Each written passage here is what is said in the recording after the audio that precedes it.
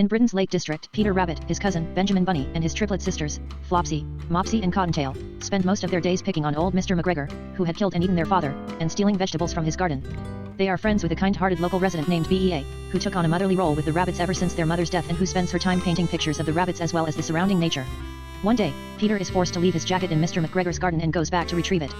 However, it was a trap set by Mr. McGregor. He catches him, but suddenly dies of a heart attack, having lived an unhealthy lifestyle including smoking, using asbestos, drinking water from a dirty bird bath and a poor diet for many years. Enthralled, Peter invites all of the local animals and takes over Mr. McGregor's manor. Meanwhile, in London, McGregor's great-nephew, Thomas McGregor, an uptight, controlling workaholic, works in the toy department of Harrods, where he waits for a promotion to associate general manager. After losing the promotion to a lazy nephew of the managing director, Thomas loses his temper and gets fired. When Thomas learns that his great-uncle's manor is valuable and that he has inherited it, he decides to appraise and prepare it for resale in order to start his own toy store near Harrods to get his revenge. He kicks out Peter and the other animals and begins to upgrade the security of the garden wall and gates. When Peter and a reluctant Benjamin sneak back into the garden, Thomas catches them and attempts to drown Benjamin in a river. Peter and his sisters rescue Benjamin and Thomas instead accidentally drops a prized set of binoculars Bea had given him earlier into the water. Angry, Thomas buys an electric fence and a supply of dynamite to ward off the rabbits. Thomas and Bea end up falling in love with each other, much to Peter's jealousy.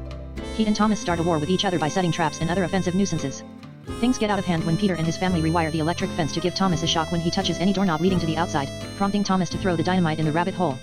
After the rabbits trigger Thomas's allergy to blackberries, he attacks them in the garden with some of the dynamite, on the warpath against them and tells Peter that his antics caused him to become aggressive.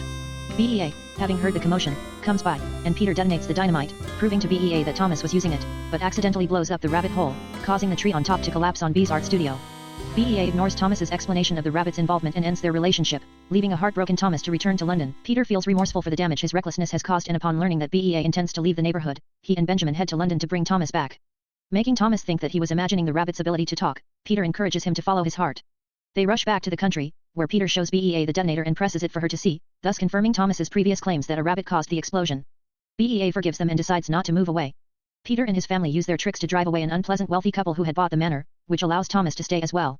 Thomas and Bea resume their relationship, and Thomas allows the wildlife to take food from the garden within reason.